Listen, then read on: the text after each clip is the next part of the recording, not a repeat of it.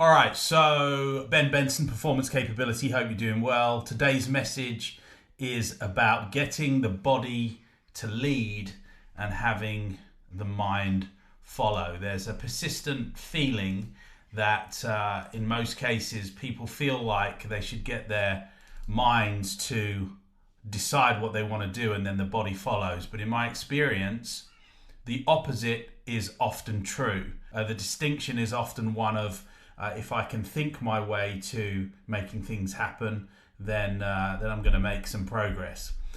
The opposite is actually true, is that if you move first, let the mind follow behind. And this is important. So the message is really about having the body lead and the mind follow. So don't wait for the mind to grant permission. There's a persistent and damaging belief that transformation begins in the mind. That first you must, think correctly, then feel motivated. And only then, once the mental architecture is properly arranged, should you begin to act. This sequence is precisely the opposite of what it should be. See, the body is the older instrument. It was moving before language existed, before planning was possible, before the prefrontal cortex had evolved enough to generate a single excuse. The body understands action in a way that the mind never will, because the body does not theorize about action. It performs or it doesn't perform.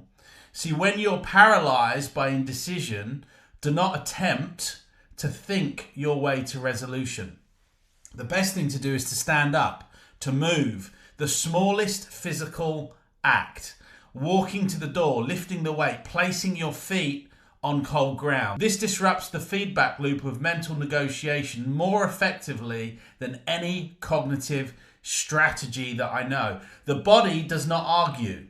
It does not present counter arguments. It does not suggest that perhaps tomorrow would be better. It simply responds to instruction. And in responding, it sends a signal back to the mind that reframes the entire situation. And this isn't mysticism. It's not some kind of woo-woo space cadet idea. It's neuroscience dressed in ancient clothing. Every serious discipline and every serious tradition that has practiced cold exposure, fasting, sleeping on hard surfaces, not because practitioners enjoyed discomfort, but because they understood that physical discipline creates a cascade of psychological change no amount of reflection can replicate. The body leads, the mind has no choice but to follow. So consider the morning. You're trying to get out of bed. I call this mind over mattress.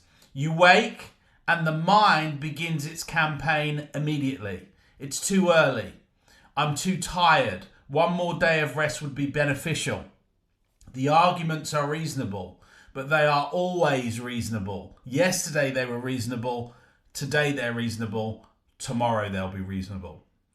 But if instead of engaging with the argument, you simply move, swing your legs to the floor, place your feet on the ground, stand, the arguments lose their audience. The debate is over, not because it has won, but because it was abandoned in favor of action. See, every discipline, tradition in human history has understood this principle. The monk rises before dawn, not because he wants to pray, but because the act of rising itself is the prayer. The soldier doesn't wait to feel brave before marching. He marches, and the marching creates a form of courage that thinking about courage never could. Put the body in motion first every day before the mind has assembled its case for inaction. This is the oldest and most reliable technology for human transformation ever discovered. All right, so in my parting thoughts, do not wait for the mind to grant permission. It will not. Put the body in motion and the mind will be dragged behind it, maybe kicking and screaming, but protesting at first, then probably participating, then claiming it was its own idea. This is Ben Benson for Performance Capability. Hope you got something out of the message. I'll see you in the next one.